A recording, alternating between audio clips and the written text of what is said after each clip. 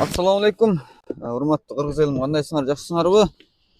Дагы эле мен Арызбек. Бүгүн сиздерге болсо ушул артымда турган ушундай кураштырма үйлөрдү алып келдик да.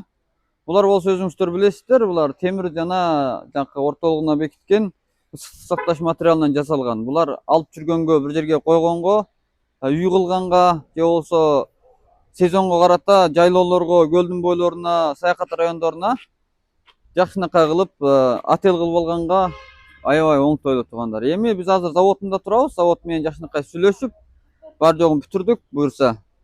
Бу жакта карасаңыздар мына бир контейнер товар жүктөлүп Филиппинге жолго чыкты туугандар. Эми буга келсек, бул эки атеш кылып койгон да. Биз аста-аста ичин силерге тааныштырабыз. Андан кийин бул тамдардын кандай артыкчылыгы бар экенин, бул үйлөрдүн такыр бар жогун силерге тааныштырабыз туугандар. Ошого видеону акырынача көргүлө. Кет. Бул тарапка келсек, мына булар өздөрү эле заводдокулар өздөрү эле офис кылып алыптыр. Бул эми бүктөлө турган да. Бул бүктөлгөндө бийиктиги ашып кетсе бир 30 сантиметр эле болот. Анан үстүнөн көтөрүп жазып койсоңор бир чоң үй болуп атат да. Бул 3 метрге 6 метр. Мунун ичин да көргөч чыгалы. Эми бар жогу ушул заводдун ичинде жасалып, ушу жактан жолго чыгат туугандар. Бул заводдун өзү. Мына бунун ичине кирсек, буну офис кылып алган өздөрү эле. Карасаңыздар болот, өтө сонунда. Бул силерге колуңарга тийгенде кандай тиет деген кезде туугандар, ушул бойдон барат. Эми бул ичиндеки мыналар жок. Мынанын таманы болсо кара болот. Буну өздөрү үстүнө эле чаптатып алыптыр. Таманын ачып көрсөтөйүн. Алды мындай эле чыгат, көрдүңөрбү мына? Bundan апарып коюп алсаңыздар эле болот да. Таманы бар, үстү бар, чырагы бар, төктөрү такыр тартылуу. Силер ошо тök кысымды уласаңар эле, апарып койсоңор эле болду. Ушундай жакшынакай офис болобу, үй кылып аласыңарбы, негизи өтө сонун да, өтө оңтойлуу. Анан буну мынау тамдын мынау силер дубалдын калыңдыгы өзүңөрдүн талабыңар боюнча болот. 7 сантиметрден 15-20 сантиметргече калыңдыкта кылсаңар, ошо акчасына карата болот да негизи. Ал эки терезеси болот, алдында бир терезе, артында бир терезе. Бул терезени өздөрү койдуруп алган. Анан эшиктери такыр таярда. Апарып койсоңор эле иши кылып жакшынакай бир там болот да негизи. Туугандар, анан мунун карагыла. Ушул тök сайган мындай жерлерде бар жок таптаяр дайын да коюлган да. Анан үстүнөн бери такыр коюлган. Мына чырак, узун чырак коюлган да. Булар өздөрү тегерек чырак бекитип алыптыр. Өздөрүнүн офис болобу. Эми тегерек чырак койдуруп бер десеңиздер эле койдуруп бере беребиз. Бар жок дайын, апарып коюп жерди дайындап туруп эле. Анан төктү киргизсеңер эле бир офис кыласыңар, үй кыласыңар боло берет да негизи бул. Бунун эки түрлүсү бар. Биринчиси ушундай апарып эле таярда. Ортосунан үстүнөн алдына көтөрүп койсоңор үй болот. Экинчиси мындай кураштырма болот туугандар. Кураштырмасы болсо карагыла. Бул эшик терезелери мына материалын эле көрсөңүздөр болот. Ушул материалдар такыр айрым бар. Өзүңөр кураштырып алсаңар болот туугандар. Бул өтө эле андай аралын карасаңар, мына күйбөй турган жанагы ысыкты сактай турган материалды койгон мына. Бул күйбөйт, ысыкты сактайт, бул өтө сонун болот да. Өзүңүздөр билесиздер. Мунун калыңдыгын ошо дагы айткандай өзүңөр каалаган размерде кылып алсаңыздар болот туугандар. Туугандар, бул кураштырыла турган үйдүн кандай артыкчылыгы бар десеңиздер түшүндүрүп кетейин. Бул негизи бийик жайлоолорго, эми оңойлукча машиналар, жанакы манипулятор, крандар бара албай турган жерлерге, айылдарга, негизичи жол жакшы эмес жерлерге апарып коюп алсаңыздар болот да. Бул такыр парча-парча барат. Өзү дагы дубалы дагы айрым барат.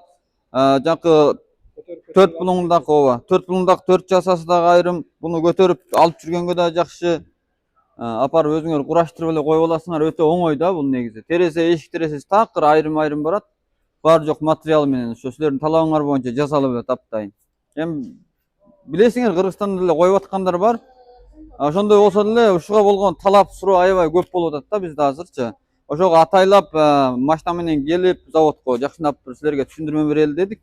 Андан сырт эми буну көргөзгөч кетейин. Бунуку аябай сонун экен туугандар, көрсөңүздөр. Бул 2 бөлмөлүү үй.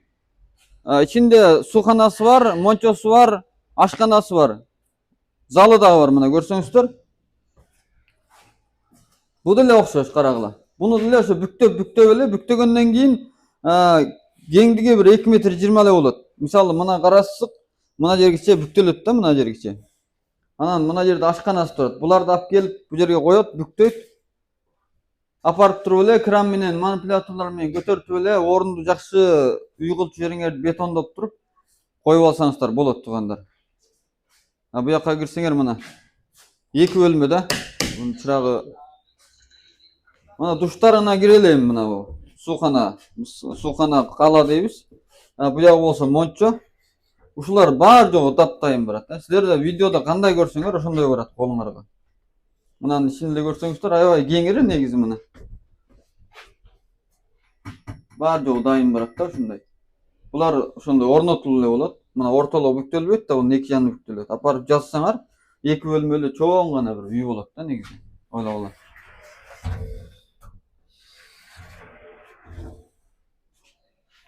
Эгер ошол эми өзүңүздөр билесиздер, Кыргызстанда үйдүн баалары да жогорулап атат. Жериңер болсо, атай эми жаңы үй кургандарчы, эми үй алганга чамаңар жетпесе, ушуну апарып коюп алып үй кылсаңыздар да болот негизичи. Бул комнатада өзүңөр жашасаңар деле болот. Чоң эле аптан эле жакшынакай эле. Буга чырактарын бекитилет экен, жасап дайындап коюптур. Башкалардын заказ экен да бул негизи.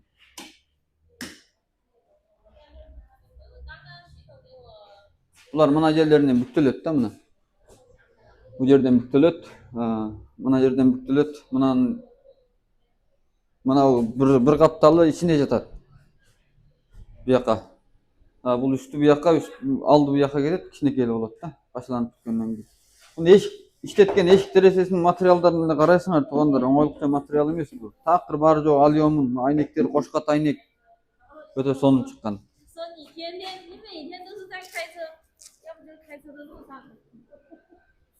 Эми дагы жакшылап бул иш тарапты да көргөзөлү силерге.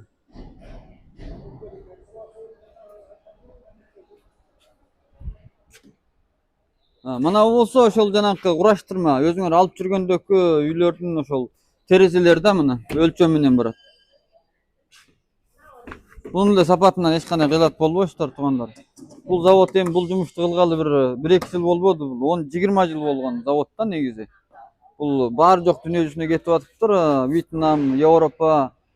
Алдында деле айттым, бир фура биз келгенде жүктөлүп Филиппинге жолго чыкты. Эми бу жака кирсек, кандай иштелип чыгарганын көрсөтөлү туугандар, жүрүңүздөр. Булар эми газдар да сваркага кетет. Алдындагы биз видео тарткан сваркаларга ушундай газдар кетет туугандар. Бунун негизи станоктор болсо, мыналар болсо ошо кураштырма үйдүн жазалары да. Аябай оор экен булар. Көргүлө, калыңдыгын, сапатын көрөсүздөр. Ушул жакта баары жок ушул тарапта иштелип чыгарылат туугандар. Тиги жерде бирди жасап атыптыр, ошону көрөлү.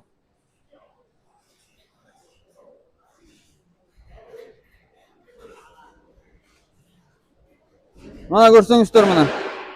Мындай кичинекей кылып жасатып алсаңар да болот экен, карагыла. Бул дагы ошо бүктөмө да. Үстүнөн эле көтөрсөңөр эле жазылат да мына. Буну эми өзүм эле көтөргөлү болбойт да, бир адам. Оор экен. Бул жерде таптайын кылып коюптурмун. Жасап аткан жери ушул. Аке. Кандай бүктөлөт деген кезде бул ортосунан бүктөлөт. Ортосунан 2 каптал ичине кирип кетет, алды менен үстү паска түшөт болду. Буну дайындап жасап коюптур. Көрсөңөр. Ана буларын апарып жанакы ысык сактаган дубалды коесуңар болду, үй болду дейт. Эми буну кичинекей кылып жасаптыр, балким бирөөнүн заказ боюнча кетип атат да булар баары жогу. Ошо туугандар, эми заводду өзүңөр деле көрдүңөр, эч кандай деле бул жерде башка деле маселе жок. Эгер ушул тууралуу иштешем деген туугандар болсоңуздар деле, жакшынакай кылып, өзүңөрдүн каалаганыңарды кылып, жасап, үйүңөрдү үй кылып, же болбосо бизнесиңерди бизнес кылып алсаңыздар жакшы да негизи. Мына негизи буну ошол жанакы айрым дайын турбайбы байке? Ошону эле ошо сиз манипулятор алдыңыз турабы? Ошо манипулятор менен апарып коет, ошону эле көтөрүп койсоң, 4 пулуңдан көтөрсөңүз эле чоң бир үй болот да негизи. Дайын эле. Баары жогу.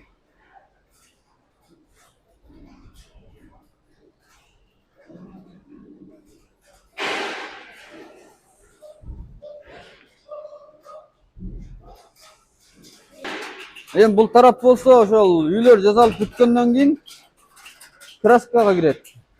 Сырдайбыз да. Бул жерге алып келип сырдап, жакшынакай бар жогун бүтүрүп туруп анан чыгарабыз да. Бүткөндөн кийин мына сыртына чыксаңыздар, мына тигинде үйлөрдө болот, өздөрү эле үй кылып коюп алыптыр. Өздөрү эле үй кылып алыптыр, көрсөңүздөр мына. Эки ортосунан эки бөлүп алыптыр, мына 3 метр 6 метрлик эки бөлүп, эки бөлмө кылып алыптыр. Бuyakta өздөрү ошо заводдо иштеген иштемчилер жатат экен да.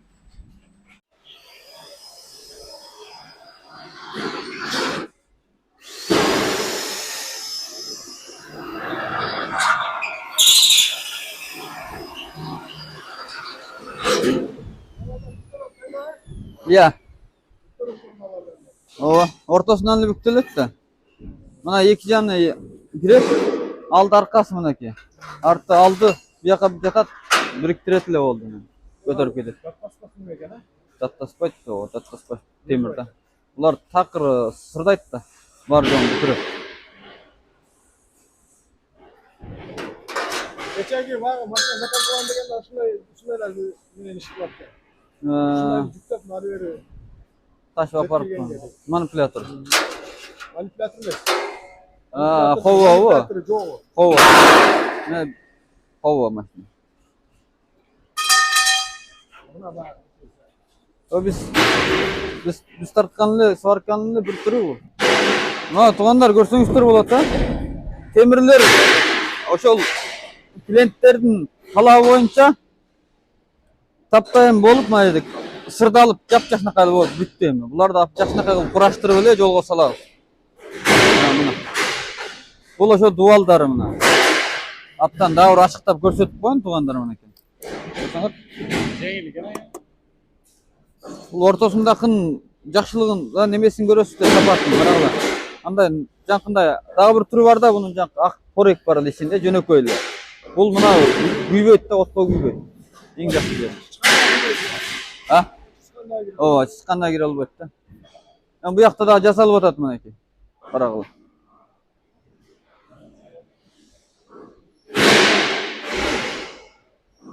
Мына, мен айткан мына начары. Бул эми жанкы бул ичине иштейт. Ичине.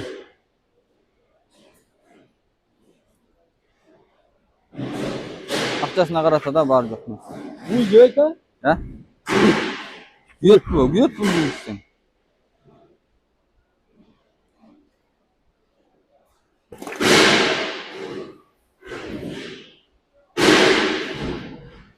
Мына кап кирип сырдайт экен да, релис менен мына.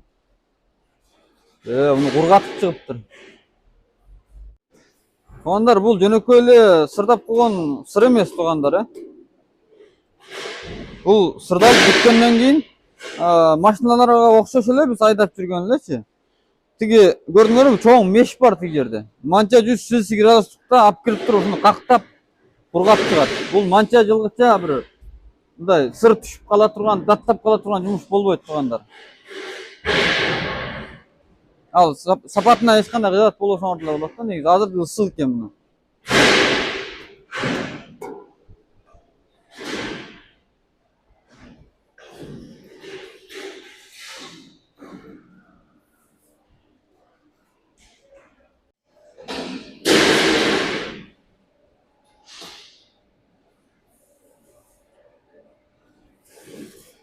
Баасын айткач кетейин. Бул эми жанакы бүктөмөсү да, мынчалык бүктөлөт. Азыр алдында айттык. Анан көтөрүп койсоңор эле эки жака мындай чоң үй болуп атат да. Бунун баасы болгону ушул жерде турганы 1000 эле доллар туугандар. Анан жанакы өзүңөр мыналар такыр айрым барат. Тешик, тересе, мына дуал, мына жазалар такыр айрым баргандары ал 900 доллар туугандар. Экөө 100 доллар разница. А бирок эми жанакы айрым баргандары чынын айтканда көп орунду ээлебейт да, мисалы фураларга жүктөгөн кезде да көп орунду ээлебейт. Ал эми барган кезде кичине жапа чегип өзүңөр орнотуп аласыңар кураштырып. Жок эми ушундан эле керек эле десеңер, мындай эле салып беребиз, апарып эле коюп эле өзүңөр тиягын эки жакка түртүп, 4 тарабын 4 жакка түртүп эле үй кылып алсаңыздар болот негизи. Туугандар, эми мен мына артында турган мына 2 кабат үйдү силерге тааныштырайын. Буларды эле айрым эле биринчиден мына сыртын тааныштыргач кетейин. Мына сырттарын көрсөңүздөр болот, карагыла. Бул жерден эле бекитип орнотуп койгон. Эми нары бери жылып кетпестик үчүн кичине орноткондо эми бул көп деле жылбайт да, манча тонна салмакта болот бунун орлугу. Эми ичине кеттик. Буга келсек, туугандар, чынын айтканда буну көлдүн боюна апарып жакшынакай элечи бир чоң эле бир жатакана кылып, отель дейсиңерби, гостиница дейсиңерби, ошондой кылып алсаңыздар болот да негизи, ойлогулачы. Эми бул мына карадуру жок кылсаңыздар деле болот. Мына карадур дейбиз. Карадур жок эле кылып алсаңыздар болот. Иштери аябай чоң, эч кандай кылат болбойсуздар. Мынанын ишин көргүлө. Карагыла, эмне деген чоң. Өзүңөрдүн каалаган размериңер боюнча боло берет да бул. Эми буну офис кыласыңарбы, үй кыласыңарбы, гостиница кыласыңарбы боло берет. Эки этаж кылып, эки кабат кылып, жакшынакай кылып дайындап коюптур. Эгер ушундайларга талабыңар болсо, биз менен кабарлашкыла. Өзүңөрдүн талабыңар боюнча бүтүрүп бергенге мүмкүнчүлүктөр жакшы да. Буягына келсеңер деле ошондой. Эми экинчи этажга дагы чыгалы, экинчи кабатта көргүлө.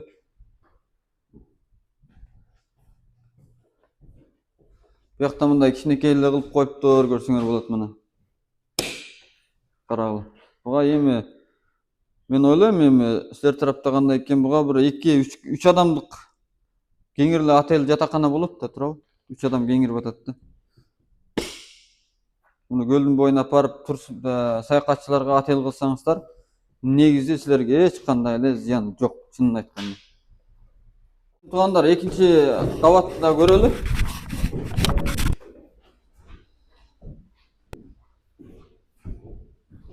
Мына экинчи кабатын карасаңар деле ошондой. Эми бул менин оюмча болгондо бир 400-500 квадрат метр болду да, эки кабат болгон кезде.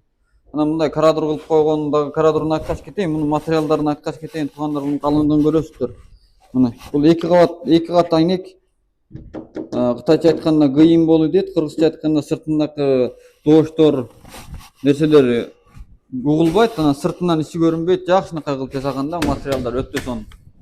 Анан калганын айтсам, такыр бөлмө кылып койгон, эми силер комната дейсиңер. Булар дагы окшош. Чынын айтканда буну өзүңөр үй кылып алсаңыздар деле болот. Бизнеске иштесеңиздер деле болот. Магазин кылып ушундай, эми баягы бетон менен, кирпич менен салганда көп акча кетип атпайбы? Эми ага караганда мынабу негизи кийин бир жерге жөткөп кетсеңер дагы жакшы да. Бир жерге жөткөп кетсеңер дагы жакшы. Анан бунун эң жакшы жери ошо, силер ойлогон жерге, ойлогон размерде кылып койдуруп аласыздар да негизи. Бул барып силерге колуңарга тийгенде ошол талабыңар боюнча баары жок ушу төк жолдору, чырактары, төк сагычтары, эшик, терезе баары жогу толугу менен жетет туугандар, колуңарга.